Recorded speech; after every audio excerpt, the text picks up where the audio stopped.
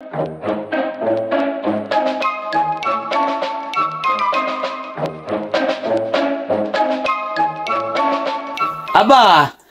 আব্বা ঘরে আছো না আব্বা? আব্বা এ থাকলে একটু বাইরে আসো দি।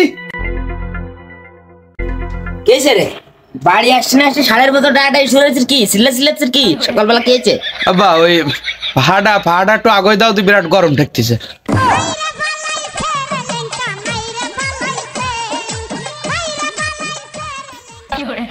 আর কি করবো, কদিন যে গরম পড়িছে বুঝছো, আর ভাল লাগে না, উঠতি নড়তি চড়তি টোটাল ভাল লাগে না। আচ্ছা দাও দি দাও। ও আমি বুঝতে পারিছি, ও নতুন করে কর, ওর কিছু ছিল না। একটা ভুল হয়েছে রে তোর, তুই আমার সাল না আয়, তুই তো জমিদারের সাল। কারণ তোর যে আকার আঙ্গিতে যে বাপ ভঙ্গি, এতে তোর আমার সাল পুরো বোকামতে হয়েছে। আমি তো গরিব, তুই আসছে মনে কাজে মহারাজ। তো কথা অবশ্য ঠিকই কইছো আব্বা, মানে জমিদারের সালি হওয়া উচিত ছিল। এখন কি আর কও, মনে করছো কপালে যেটা আছে সেটা তো হবে, ওগুলো তো আর আমাকে এতে না, বোঝোই তো।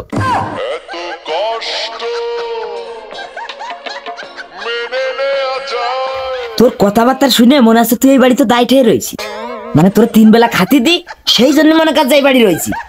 মদন কথা কালাম আমি বেশি কব না, এই সকালবেলা গোমের তো এটা আনলি পর একটা কথা তোরে কব, বিলি দান পাইয়ে পুরো জুন হয়ে গেছে। আবহাওয়ার তাও ভালো না, সামনে বৃষ্টি বর্ষা হতে পারে। সকালবেলা মোরগ ডাক দিয়ে রেখে জানে তোর শব্দ আমার কানে যায় যে মদন গোমের তো উঠিছে। ডাহারদের মধ্যে দুইবার বিটা যে ধান কাটতে হবে, ধান কেটে ভ্যানিশ করে এনে বাড়ি এনে বাড়াই দৌড়াই সব ক্রস করে ফেলতে হবে।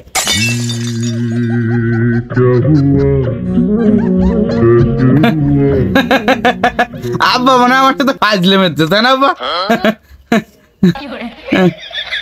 ওকে তুমি সিরিয়াসলি করছো নাই? মানে পাখা নিয়ে যে কে বলি যে ঘটনাটা ঘটে গেল ওটা মানে তুমি ভুলে গেছো, আবার আরো আরেকবার মনে রায় দিচ্ছে তোমারে। শোনো ক্লিয়ারলি কয়ে দিচ্ছি, ধান ফান কাটতে যেতে পারবো না, আমার দ্বারা সম্ভব না, তুমি যায় না। আরে আমার আইলো সাথে ধামড়া রে, তো কথাবার্তা কি তোর বাপের প্রতি অ্যাকশন করে মায়া নেই? এই তোর মায়া নেই? হ্যাঁ না কি হয়েছে সেটা মনে করতে আমি এমন ভুলে যাইনি, তবে তুই কিন্তু ভুলে গেছিস যে আমি তোর বাপ, এটা তো আমি ভুলে গেছি। শোন এত কথাবার্তা আমি তোর সাথে খরচ করতে পারবো না, আমি কেউ সাথে এক কথার বেশি দুই কথা কই না। আমি যেটা কব সেইটা তোর কলাম আর পাই টু পাই হিসেব করে মানতে হবে। কালকে সকালে আমার সাথে যে তোর ধান কাটতে হবে, আর নালি তোর এই যে খাওয়া না এটা টোটাল মানে কাছে তোর জীবনের তে বঞ্চিত হয়ে যাবে। কোনোদিন এক নালা ভাত এই খুকার কাছে তুই পাবি না। গাইড মারিছে, খাওয়া বন্ধরে দিলে তো বাঁচার কোনো লাইন থাকবে না, সব ছাড়া বাঁচতে পারলেও খাবার ছাড়া তো বাঁচতে পারবো না। আব্বা মানে যাবো না বলতে কি, মানে যাবো না বাবা ভাবিছিলাম, এখন মনে হচ্ছে মন মাইন্ড চেঞ্জ হয়ে গেছে। সমস্যা নেই, যাবানি আব্বা যাবানি, কিন্তু ওই হয়েছে কি ওই জোন তো বর্তমানে কত 400 চলতেছে, আমারে 500 না দিলে কিন্তু যাবো না, 500 টাকা দিতে হবে জোন।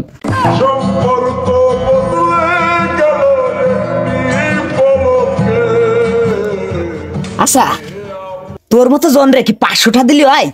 তোর তো দিতে হবে 5000 টাকা, পাগল কনকার।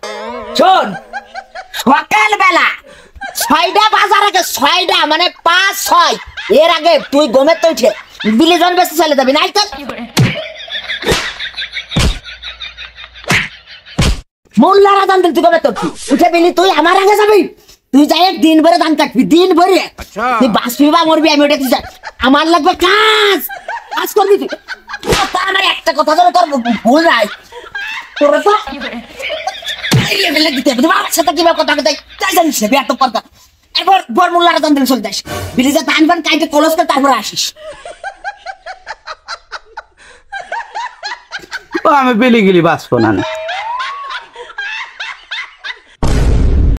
Madan I love you Madan.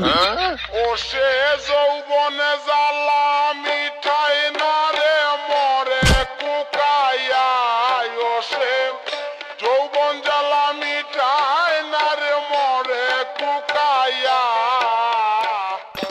Madan Madan রে মদন, এই কথা কানে গেছে, ঘুমে তোর দ্রুত ওই পাড়ার হোমেদ সোমেদ জসিম গেনু সবাই দুধ খা বাছুর কাজে চলে গেছে।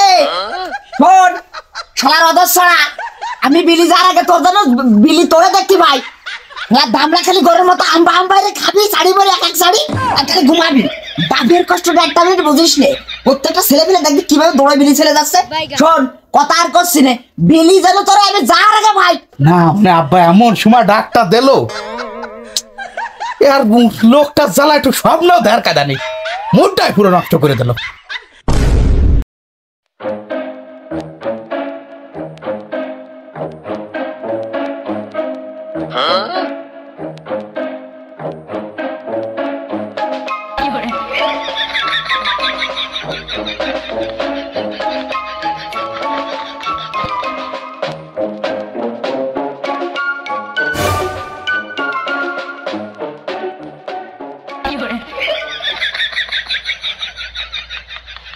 কি রে মদন নাই যে ও রাতে কি কাশি নাই না এ তো মানা যায় না দেই দেই এ মদন তোর রাতে কাশি কে ও রাতে থাকবে খাবার কারণ তুই তো কাজ করা লোক না বুঝিস নি তুই তো সবসময় খাত তলে থাইস তুই তো খার পরে তোর যে গ্যালনে বরাত তলে থাইস তা তুই কাশি নিয়ে বানাইছিস কিসের জন্য আর পাগল সারা জীবন তো খাইয়ে গেলাম তো খাইয়ে গেলি কি হবে জীবনে কাজ রাখি কিছু নেই কাজ করেও তো খাতে হবে এই জন্য মনে কর যে একটু আতান দিছি কাজের প্রতি যাচ্ছে একটু বিলি কাটতি দান সকালবেলা সকালে মদন আরে মদন তুই একটা হাস্যকর গল্প শুনলি মানে তোর গল্পে আমি পুরো মুগ্ধ তোর কি কব মানে আমার যে কিরাম লাগছে তোর কয়ে বুঝতে পারবো না মানে তুই কি কথা যাচ্ছিস মানে আমি ধান কাটতে পারি না আমার দ্বারা ধান কাটা সম্ভব না এটা কি আমাদের কোনো কঠিন কাজ হ্যাঁ না ধান তুই কাটতে পারিস আমি উড়ানে ভাবতেছি না আমি ভাবতেছি কি তুই যদি বিলি যাস বিলি যে রোদ আর তোর যে বডি যাই ফাইটেই মনে কর কিছু চেরাই যাবি নি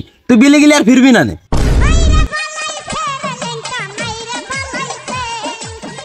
ও কি অলক্ষণে কথা কছ জহিম ভাই মানে কছে কি ধান কি আমি গিলি ফেরবো না মানে কি করছো ওর ভিতরে কি মেলা গরম নাই আরে গরম মানে কি কঠিন গরম তুই বুঝতেছিস না 70 মাস চলতেছে আর তুই যদি কোনো কায়দায় বিলি যাস তুই কোনো কায়দায় ফিরবি না কাবাবে ফিরবি নি পুরো মানুষ কাবাব হয় না তুই কাবাবে ফিরবি না মানুষ কাবাব আর আমরা তো যাই হোক কোনো কায়দায় গেছি যাই এটাই গরমেতে দেখতেছেন 10 মিনিট ধান কাটার পরে গরমেতে সে বাড়ি চলে আসি তাড়াতাড়ি তাড়াহুড়ো করে আর তোর যে শরীর তুই গেলি মোট ব্যাক আসবি না সমস্যা নেই পারবানি আত্মবিশ্বাস আছে দরকার একটু গাইমে যাবানি একটু গরম লাগবে তাতে কি আইছে প্রয়োজনে 1 কলস পানি ভরে নিয়ে যাবানি খালি খাবানি আর কাজ করবানি পারবানি 1 কলস আরে মদন আমার মতো লোক তো 1 কলস একবারই বাড়িতে ফেলাই দেয় খালি বিলি যে গরম আর তোর মতো লোক 1 কলস না তোর এক ট্যাঙ্কিতেও কিচ্ছু হবে না তোর লাগবে সাপ্লাই পুরো লাইন লাগবে মোটরের পুরো গালের মধ্যে দিয়ে খালি অল টাইম চলবে তাহলে যদি তোর পিপাসা মেটায় টাইম না যা বয় দিস না ভাই ওটা বেলি না গেলে আব্বা মারবে না বসতে গিলেও ফেরবো না বয় দিস না ভাই কাজে পারবানি আত্মবিশ্বাস দে বয় দিস না ভয় দিচ্ছি নে তোর সতর্ক করতেছি তুই যাবি যা আমি তাই অ্যাম্বুলেন্সে ফোন দিচ্ছি কারণ তুই বিলে গেলি তুই ডাইরেক্ট ব্যবসায় যাবি নি তোর অ্যাম্বুলেন্স ছেড়ে আনতে পারবে না কেউ যা আমি অ্যাম্বুলেন্স ফোন দিচ্ছি যা না জসিমের কথা শোনা যাবে না পারবি মদন তুই পারবি you can do it come on পারবি তুই মদন পারবি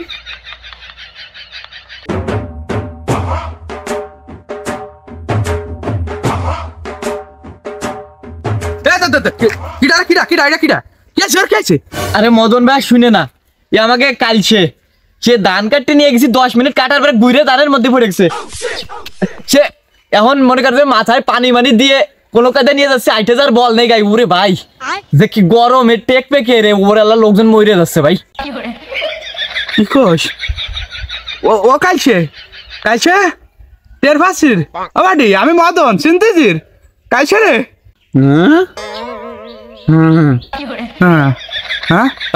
বাড়ি বলছি কি আমার আব্বার জোরাজুরির কারণে আমি যাচ্ছিলাম একটু ধান কাটতে এর অবস্থা দেখতেছি খুব সিরিয়াস আমি তো ভয় লাগতেছে আমি তোকে কাছে একটু পরামর্শ দেওয়ার দরকার ছিল আমি কি যাবো মানে গেলি কি ফিরবানি এটা আত্মবিশ্বাস দিদি তোকে মতে কি আমার কি যাওয়া উচিত হ্যাঁ কাজে একটু মানে কি আইছে তুমি যাচ্ছ ধান কাটতি আরে পাগল মানে তুমি যেমন আবার ফিরার কথাও করছো কাইটে আমি তো ভাবছি তুমি ধানের ভুঁই পর্যন্ত পৌঁছতে পারবা না কিনা সেটাই আমার সন্দেহ লাগতেছে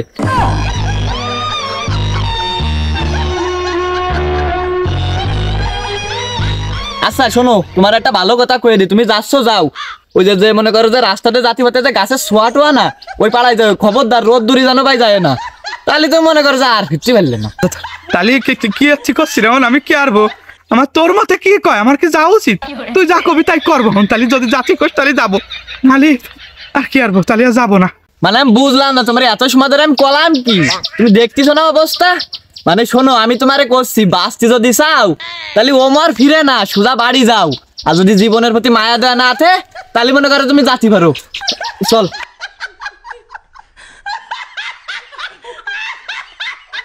ধান কাটতে যদি যাই তাহলে ফিরার আর কোনো নিশ্চয়তা নেই। আর যদি না যাই আব্বা কি আরবে না একটু গালাগালি দেবে না একটু মারবে না, মায়ের তো আর ফেলাবে না তাহলে বাড়ি চলে যাই, রিস্ক নিয়ে লাভ নেই।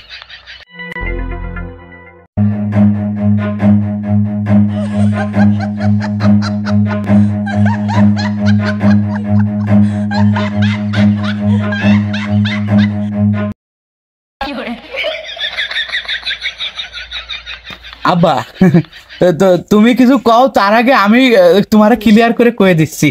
মানে ওইসে কি আমি বিলি যাচ্ছিলাম বুঝছো, কিন্তু যার মতে আমার বিবেকে বাধা দিল, বলো যে তুই গেলে আর ফিরবি না। আমি বিবেকের কাছে আইরে গেলাম, সেই জন্য মনে করো যে বাড়ি মো চলে আইছি, আর যাইনি। পরে আসতে আসতে আবার কষ্ট হয়ে গেছে, ঘর পর্যন্ত পৌঁছয়নি, এনি বইছিলাম এনি ঘুমাই গেছি। আব্বা না সমস্যা নেই, আজকে তোর বিবেকের সমাধান আমি করবো। না থাকবি তুই, না থাকবে তোর বিবেক।